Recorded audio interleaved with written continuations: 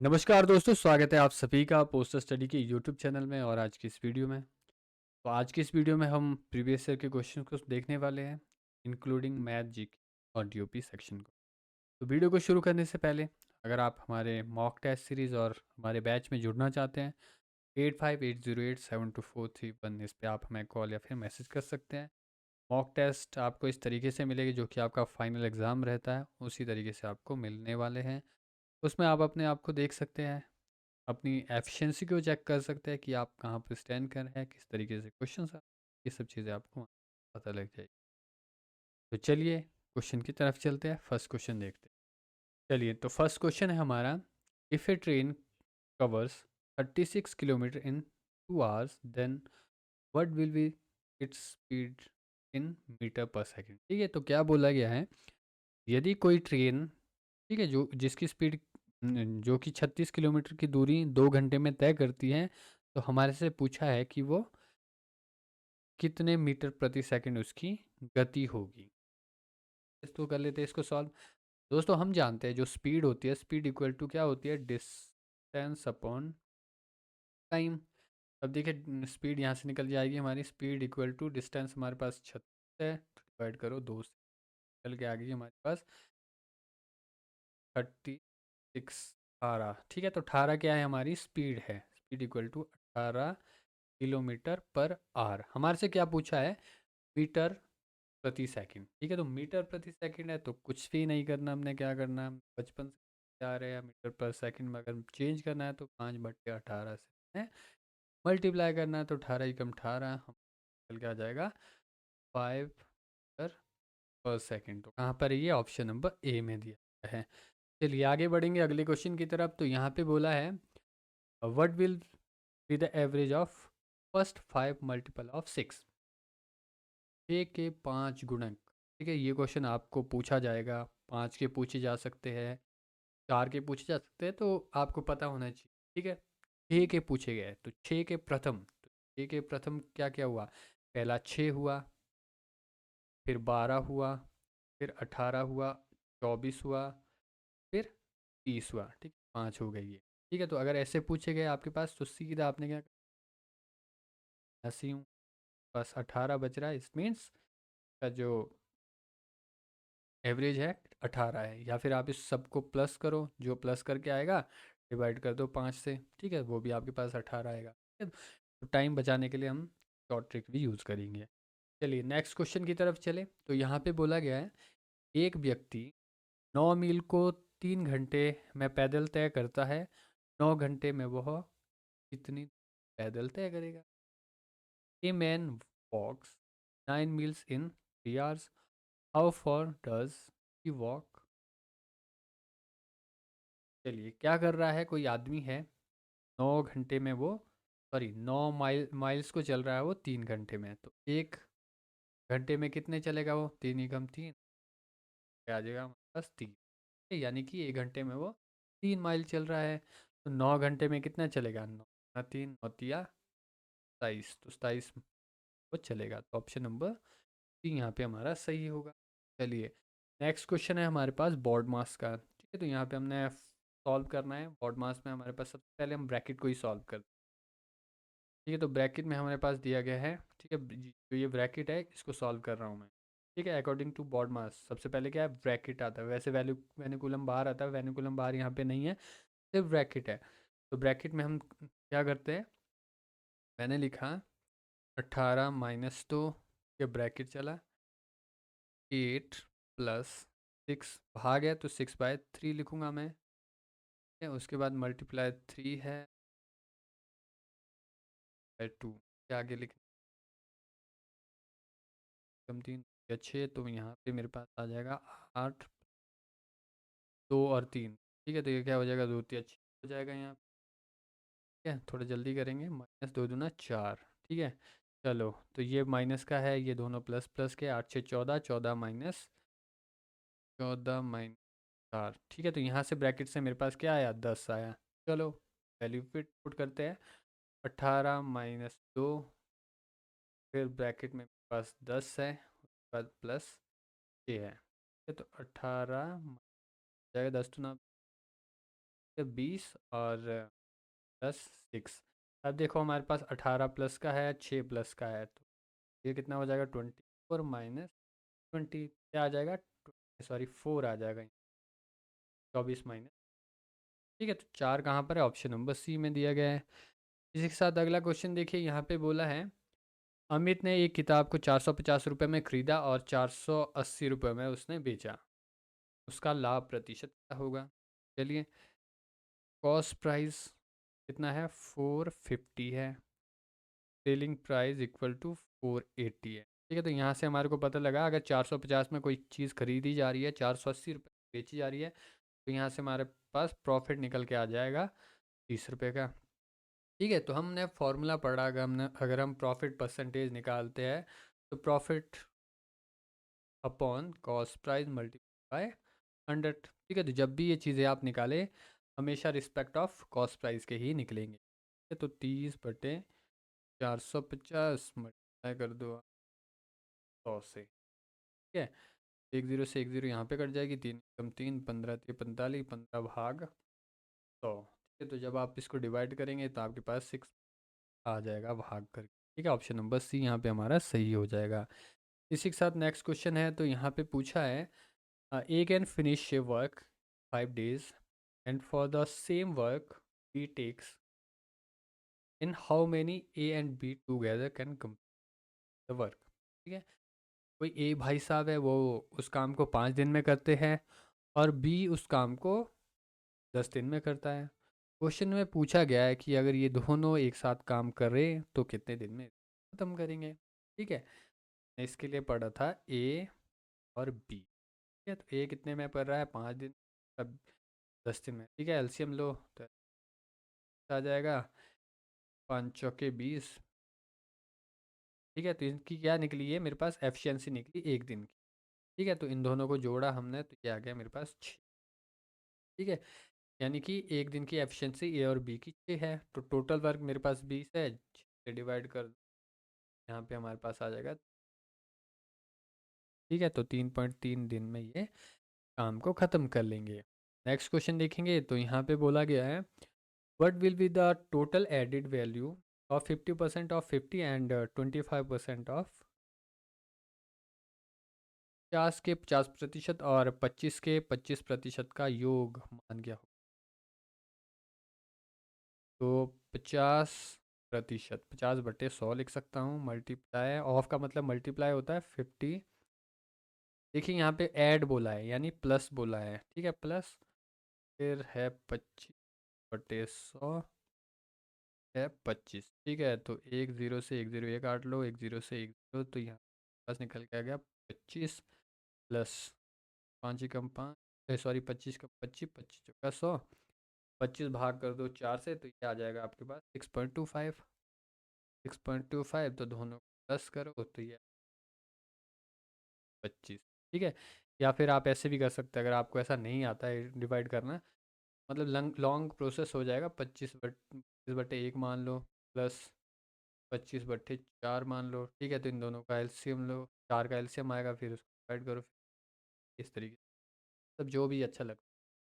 ठीक है, चलिए, तो यहाँ पे ऑप्शन नंबर बी हमारा सही होगा। और अगला क्वेश्चन है, यहाँ पे बोला गया है if A taxi drivers cover a distance of 900 meter in 9 minutes, then calculate his speed in metre per second, metre per minute पूछा। ठीक है, बहुत ही इजी क्वेश्चन है। देखिए, हम जानते हैं जो स्पीड होती है डिस्टेंस अपॉन टाइम होता है ना। अब डिस्टेंस क्या है, मेरे पास 900 मीटर का है और टाइम 9 मिनट। ये तो 9 × 9 = 100। ठीक है, अब कुछ भी नहीं करना है क्योंकि निकल के आ गया मीटर पर मिनट पूछा है। यहाँ पे मीटर पर मिनट पूछा है तो 100 हमारा आंसर है। मीटर पर सेकंड पूछता, 9 को हम पहले ही सेकंड में चेंज कर लेते, फिर हमने क्या करना था 9 × 60। ठीक है, तो इसको चेंज कर लेना था। ठीक है, तो ये हमारे पास 540 सेकंड होने थे, फिर आपने डिवाइड करना था उस तरीके। ठीक है, क्वेश्चन को पढ़ना, अगर आप क्वेश्चन को पढ़ते हैं आधा क्वेश्चन वहीं पे आप सॉल्व कर लेते हैं, तो क्वेश्चन को थोड़ा अच्छे से समझ। चलिए नेक्स्ट क्वेश्चन की तरफ चले, तो यहाँ पे बोला गया है in a class the weight of 5 students are as 52 kg, 65 kg, 59, 60, 54। Calculate the average. तो क्या है हमारे पास 52 दिया है, फिर उसके बाद 65 प्लस कर दो 60 से, 60 50 प्लस 50 है, ठीक है, बटे 5। ठीक है, तो इन सबको प्लस करो। प्लस करके अगर आप करेंगे तो 290 आपको प्लस करके, ठीक है, तो बटे टोटल स्टूडेंट्स कितने हैं, 5 है। ठीक है, तो इसको डिवाइड करेंगे, ये आपके पास आ जाएगा। देखिए 5 5 5, 4 बच जाएगा, 8 5 40। ऑप्शन नंबर ए यहाँ पे सही होगा। चलिए अगला क्वेश्चन देखेंगे, तो यहाँ पे बोला गया है what will be the interest amount for R S 100 invested for a period of 2 years at a simple interest rate of 5% per annum. कुछ भी नहीं, सिंपल निकालना है। हम जानते हैं simple interest equal to R T upon 100 होता है। ठीक है, तो प्रिंसिपल 100 दिया गया है हमारे पास, रेट दी गई 15%, टाइम दिया गया 2 साल का। तो 100 से 100 कट जाएगा, 15 गुना 2 कर दो, वो क्या निकल के आ जाएगा, सिंपल इंटरेस्ट, जो कि ऑप्शन नंबर बी में। ठीक है, बस इतना सा क्वेश्चन था ये। ठीक है, अब देखिए जितने भी क्वेश्चन हमने करे, ऐसे ऑलमोस्ट आपके पूरे पूरे ही आएंगे, 10 में से पूरे हो जाते हैं। बहुत इजी मैथमेटिक्स, आपको थोड़ी प्रैक्टिस कर तो 30 सॉल्व करने। तो उम्मीद करता हूँ ये सेशन आपको अच्छा लगा होगा। इसके बाद हम चलेंगे डायरेक्टली जो सेक्शन बचा है। और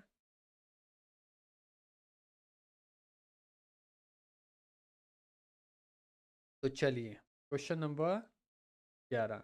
ठीक है, तो यहाँ पे हमारे से पूछा है उच्च मोरल एवं एथिक व्यवहार जो दूसरों का सम्मान कमाता है हेतु बस। यहाँ पे क्या बोला गया है, to have a high sense of a moral and ethical behaviour that earns respect of other one must have strong. तो क्या होना चाहिए इसमें, कैरेक्टर स्ट्रॉन्ग होना चाहिए। ऑप्शन नंबर ए यहाँ पे एथिक्स एंड मोरल स्टडी का है ये। चलिए अगला क्वेश्चन है, यहाँ पे पूछा, ये बहुत बार पूछा जाता है, the vice vice president of India is ex officio chairman of the, कहाँ का होता है राज्यसभा का एक्सो ऑफिसो वाइस प्रेसिडेंट। जो उपराष्ट्रपति होते हैं वो एक्सो ऑफिसो होते हैं वाइस सॉरी राज्यसभा के। चलिए नेक्स्ट क्वेश्चन देखेंगे, तो यहाँ पे बोला गया है which article of the Indian constitution right to freedom given to the all cities. ठीक है, तो कौन से आर्टिकल में ये बोला गया है कि इसमें राइट टू फ्रीडम बताया गया है लोगों को, जो इंडिया के लोग हैं उनके लिए जो भी वो करे, राइट टू फ्रीडम है। 4 ऑप्शन दिए गए, तो यहाँ पे राइट आंसर हमारा ऑप्शन नंबर सी। ठीक है, तो आर्टिकल 19 में ये निर्देशित किया गया है। चलिए अगला क्वेश्चन देखेंगे, तो यहाँ पे बोला गया है first Indian to receive Nobel prize. ठीक है, तो भारत के पहले, ये तो मैंने पहले भी बोला था आपको, पहले दूसरे पहले और लास्ट पूछे जाते हैं। ठीक है, तो पहले भारत के पहले नागरिक कौन थे जिनको नोबेल पुरस्कार से सम्मानित किया गया था। ठीक है, तो रविंद्रनाथ टैगोर हमारा राइट आंसर होगा। नेक्स्ट क्वेश्चन है national sports day is celebrated on the day. तो कौन से दिन मनाया जाता है, ये मनाया जाता है 29 अगस्त को। ठीक है, ये पूछा भी जा सकता है क्योंकि ओलंपिक चल रहे हैं, तो उस वजह से होपफुली। चलिए अगला क्वेश्चन है सूफी दर्शन निम्नलिखित में से किस पर मुख्यतः आधारित है? तो सूफी दर्शन है ये आपके ईश्वर के साथ एकता, unity of unity with God. ठीक है, तो हमारा right answer option number B होगा। और अगला क्वेश्चन है, तो यहाँ पे बोला गया है निम्नलिखित में से किस स्थान पर पूर्वी घाट और पश्चिमी घाट सम्मिलित होते हैं? विच of the following hills the eastern Ghats and joints?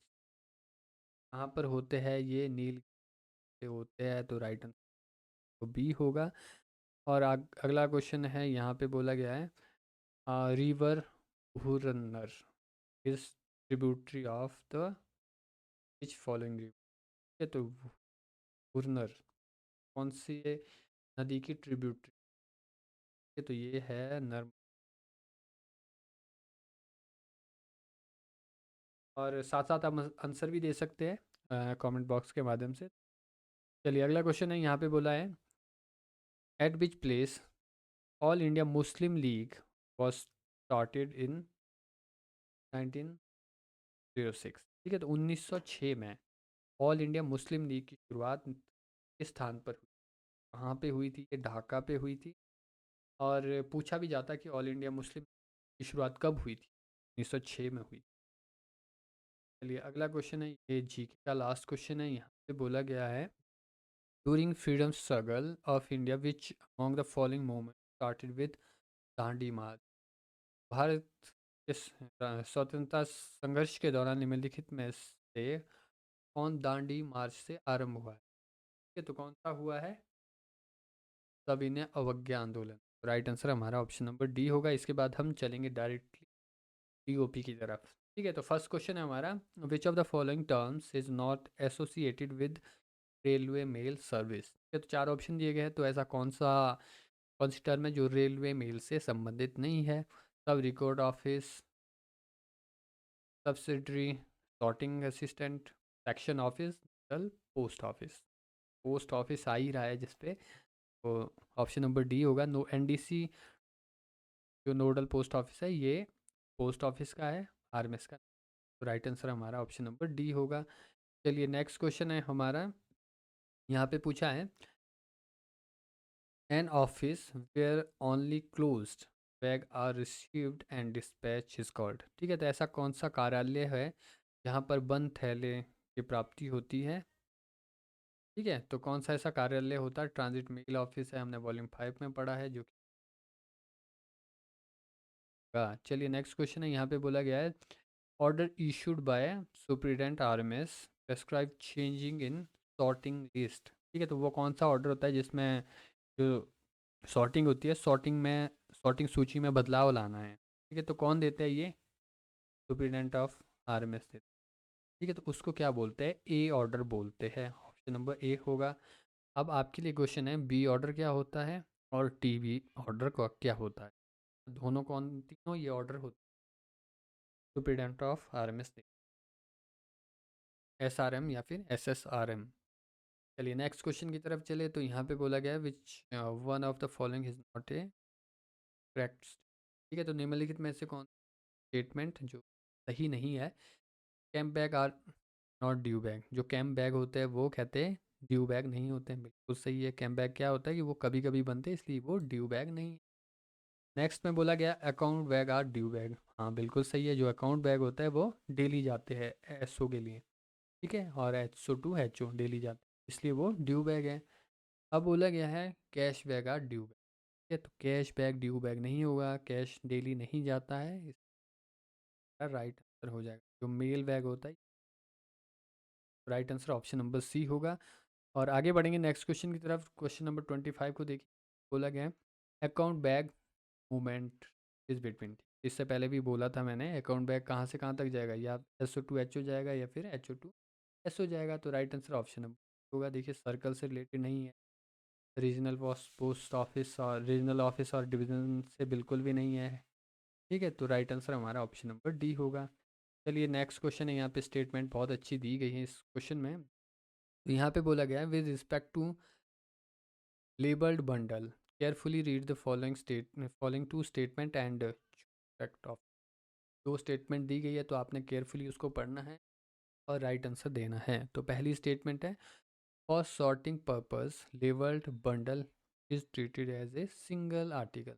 तो सॉर्टिंग के लिए जो सॉर्टिंग के उद्देश्य के लिए लेवल बंडल को एक आर्टिकल माना जाता है, पहली स्टेटमेंट। दूसरी स्टेटमेंट है लेवल बंडल 3 वर्गों का। 4 ऑप्शन दिए गए, स्टेटमेंट को पढ़िए और आंसर आप दे सकते हैं। फिर राइट आंसर हमारा क्या हो जाएगा? Option number C. ठीक है, तो ओनली वन जो ये बोला गया है यहाँ पे, for sorting purpose labelled bundle status single. ठीक है, तो राइट आंसर सी हो जाएगा। चलिए नेक्स्ट क्वेश्चन है, यहाँ पे बोला गया है head record office is associated with which of the following unit. ठीक है, तो यहाँ पे हेड रिकॉर्ड ऑफिस आ गया, आरएमएस से रिलेटेड ही होगा, तो ऑप्शन नंबर सी यहाँ पे हमारा सही होगा। नेक्स्ट क्वेश्चन है, यहाँ पे बोला गया है in which city the national philatelic museum is. Philatelic museum कौन सी सिटी में? नई दिल्ली। बहुत लोग वही करते हैं, तो ठीक है, चलिए आगे बढ़ेंगे नेक्स्ट क्वेश्चन की तरफ। तो यहाँ पे बोला गया है what is the tariff including tax for local speed post article weight up 50 grams. ठीक है, तो यहाँ पे बोला गया 50 ग्राम तक के भार वाले local speed post article, tax इसमें शामिल नहीं है, उसका टैरिफ यानी कितना अमाउंट लगेगा उसमें। ठीक है, तो क्या हो जाएगा यहाँ पे राइट आंसर? अगर लोकल की बात हो रही है तो 15 रुपये, और अगर 200 200 किलोमीटर, अगर 200 सॉरी 200 ग्राम तक है, लोकल में जा रहा है, तो उसको 15 रुपये देने पड़े। बाहर जा रही है तो 35 देने। ठीक है, विदाउट जीएसटी की बात हो रही है। चलिए अगले क्वेश्चन की तरफ देखेंगे, तो हमारे से पूछा with respect of 5 year T D which of the following statement is not correct. ठीक है, तो 5 ईयर टी डी के बारे में आपने बताना है कौन सी स्टेटमेंट यहाँ पे सही नहीं है। ठीक है, पहली स्टेटमेंट है rate of interest for first quarter of financial 2023-24 5% per annum. ठीक है, ये स्टेटमेंट बिल्कुल सही है। दूसरी स्टेटमेंट है हमारे पास कि जो बेनिफिट होता है टैक्स के लिए एटीसी के तहत, एटीसी टैक्स 91 में लाभ होता है, जो है बेनिफिट होता है, तो ऑप्शन नंबर सी में बोला गया है account can be opened in cash and cheque. बिल्कुल सही है, जो अकाउंट है वो कैश और चेक दोनों में ओपन किया जा सकता है। ऑप्शन नंबर डी में बोला गया है pre mature encashment is allowed before expiry of 6 months. ठीक है, तो प्री मैच्योर क्लोजर नहीं होता है अब नए रूल के अनुसार 5 ईयर टीडी में 4 साल से पहले प्री मैच्योर नहीं होगा। ठीक है, तो इसलिए राइट आंसर क्या हो जाएगा हमारा? ऑप्शन नंबर डी, ये स्टेटमेंट यहाँ पे सही नहीं है। चलिए आगे बढ़ेंगे अगले क्वेश्चन की तरफ। तो यहाँ पे बोला गया है complete mailing solution, sorry complete mailing solution right from mail प्रेषण मेल डिलीवरी फ्रॉम सेंडर। ठीक है, तो किसके अंतर्गत आता है ये? बिजनेस पोस्ट सही हो जाएगा। ठीक है, इसको थोड़ा सा मैं एक्सप्लेन करूँगा इस क्वेश्चन को। ठीक है, तो यहाँ पे बोला गया है डाक तैयारी से लेकर डाक वितरण तक की सामग्री डाक समाधान किसके अंतर्गत आता है। यानी कि क्या होता है, जो हमारे कस्टमर होते हैं उनको एक फैसिलिटी हम प्रोवाइड करते हैं कि जो भी आपकी मेल होगी हम उसको बंद हम करेंगे, उसकी पैकिंग हम करेंगे और सीलिंग हम करेंगे उसकी, और जो जो उस पर एड्रेस होता है वो सब चीज़ें हम उसको लिखेंगे, तो वो किस पे आता है? बिजनेस है। ऐसे एक बड़े कस्टमर होते हैं जो ऐसी फैसिलिटी। चलिए नेक्स्ट क्वेश्चन है पोस्ट ऑफिस पासपोर्ट सेवा केंद्र, जिसको हम शॉर्ट में बोलते हैं PSK, ये फुल फॉर्म भी आती है, द जॉइंट। ठीक है, तो ये किसके साथ है जॉइंट में? ये ministry of external affairs. Right answer हमारा ऑप्शन नंबर सी हो। ठीक है, जॉइंट में ये कोलैबोरेशन है इंडिया पोस्ट और ministry of external. Right answer option number C होगा। आगे बढ़ेंगे नेक्स्ट क्वेश्चन की तरफ। तो यहाँ पे बोला गया है in which year PLI insurance covered is extended to extended to female employees of TNT and telecom department.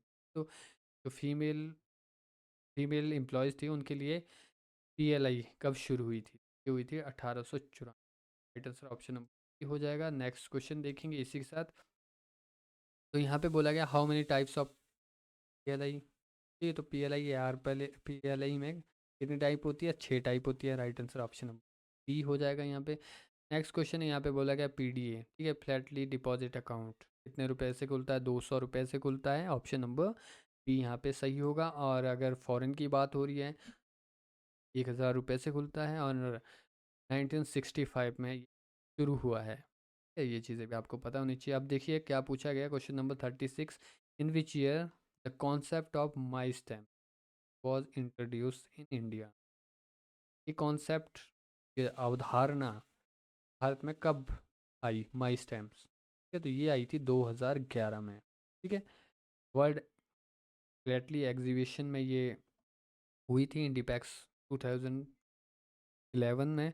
और अगर आपसे पूछा जाए कस्टमाइज माई स्टैम्प, तो वहाँ पे राइट आंसर हो जाएगा आपका 2015, ठीक है। कस्टमाइज मतलब आप अपना फ़ोटो लगा सकते हैं, अपनी कंपनी का लगा सकते हैं, किसी चीज़ का लोगो आप लगा सकते हैं, बोलेंगे कस्टमाइज, ठीक है। तो अगर उसकी बात हो तो 2015।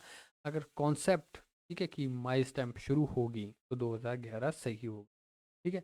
चलो आगे बढ़ेंगे नेक्स्ट क्वेश्चन की तरफ। तो यहाँ पे बोला गया है with respect to international money transfer of the following which is not correct.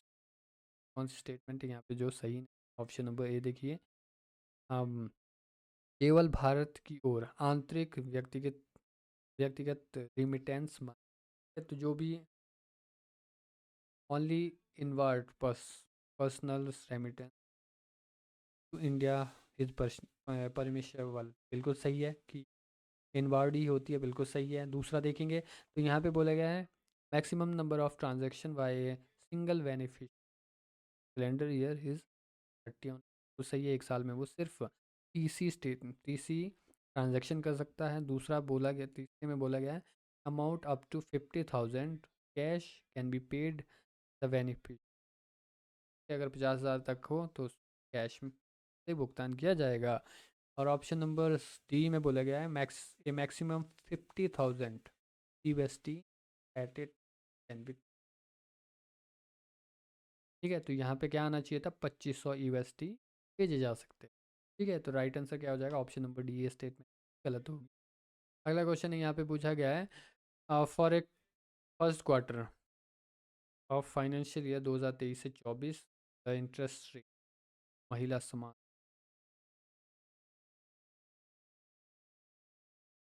Right करेंगे, नेक्स्ट क्वेश्चन की तरफ चलेंगे।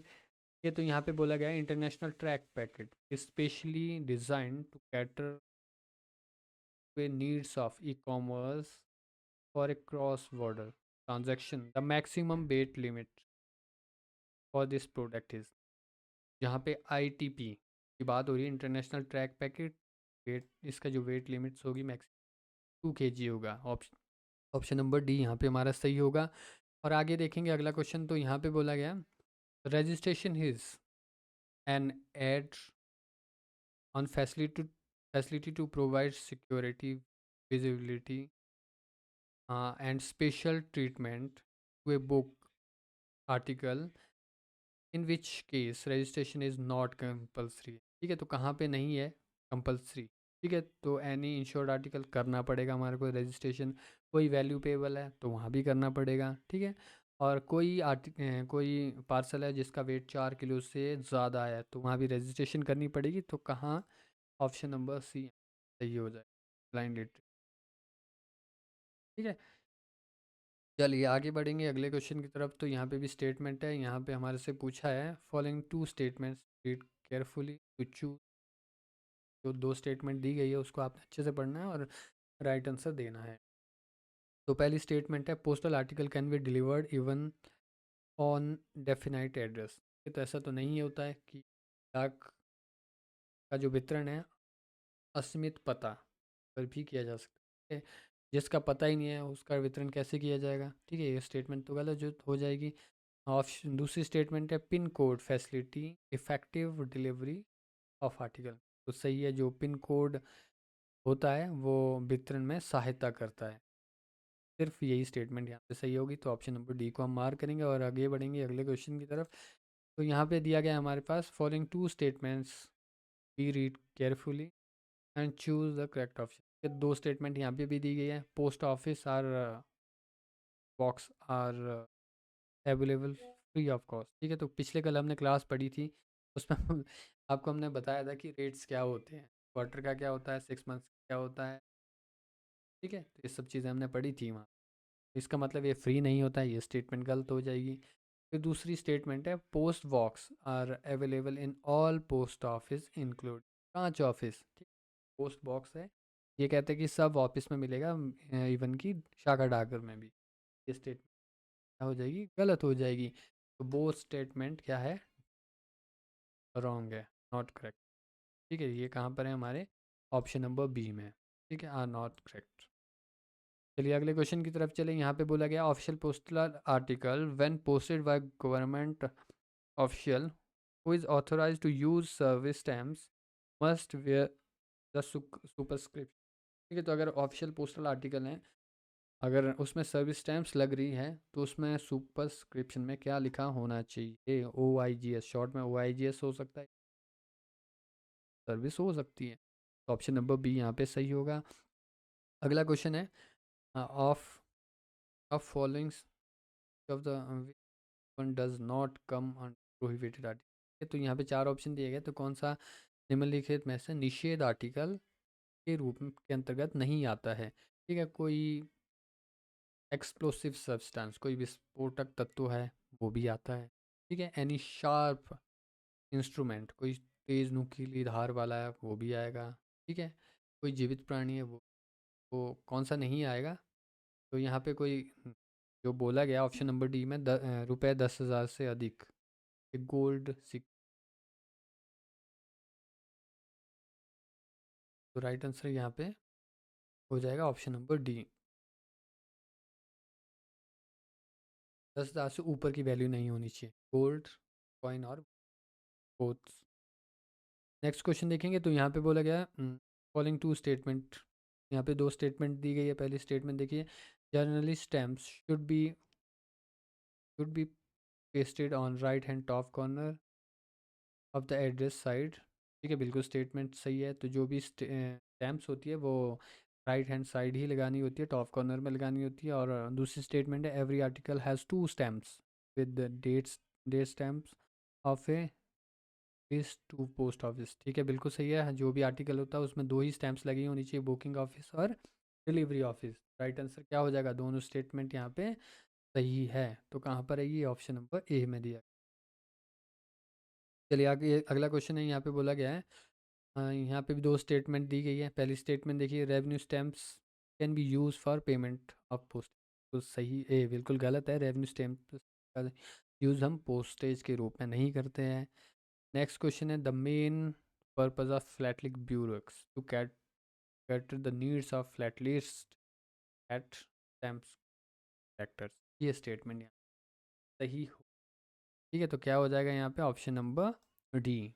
पहली स्टेटमेंट गलत है, दूसरी स्टेटमेंट सही है।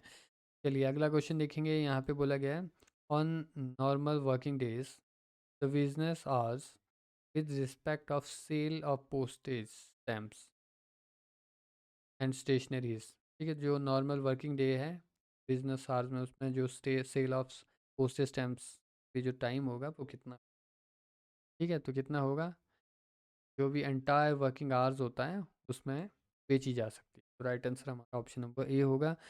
48 को देखेंगे, तो यहाँ पे बोला गया है, यहाँ पे भी दो स्टेटमेंट दी गई है। पहली स्टेटमेंट देखिए, the headquarter of Punjab postal circle is Amritsar. बिल्कुल गलत है, पंजाब सर्कल का चंडीगढ़ में है। दूसरा स्टेटमेंट देखिए, the headquarter of Gujarat postal circle is Surat. Gujarat का कहाँ पर है, अहमदाबाद में है। दोनों स्टेटमेंट रॉन्ग है, कहाँ पर, इनकरेक्ट, ऑप्शन नंबर बी में। चलिए आगे बढ़ेंगे नेक्स्ट क्वेश्चन की तरफ। तो 49 में बोला गया है, generally who has authorise to fix working hours of post office. ठीक है, तो फिक्स की बात हो रही है तो HOC करेंगे, अगर एक्सटेंड की बात होगी तो GG करेंगे। Right answer option number C होगा। अगला क्वेश्चन है, यहाँ पे बोला गया है, the union territory Daman and Diu comes under which postal circle. जो दमन एंड दीव है वो कौन पोस्टल सर्कल के अंतर्गत आते हैं। चार ऑप्शन दिए गए हैं, तो ये आता है गुजरात सर्कल के अंतर्गत। तो उम्मीद करता हूँ ये वीडियो आपको अच्छी लगी हो और बहुत अच्छे क्वेश्चंस थे इसमें स्टेटमेंट वाइज। और अगर आप चैनल पे फर्स्ट टाइम विजिट कर रहे हो तो चैनल सब्सक्राइब ज़रूर करें। और अगर आप हमारे मॉक टेस्ट सीरीज़ में जुड़ना चाहते हैं तो लिंक दिया गया है और सब पे आ सकते हैं, या फिर आपकी स्क्रीन में भी स्क्रॉल हो रहा है, आप देख सकते हैं, आप मैसेज कर सकते हैं। तो थैंक फॉर वॉचिंग।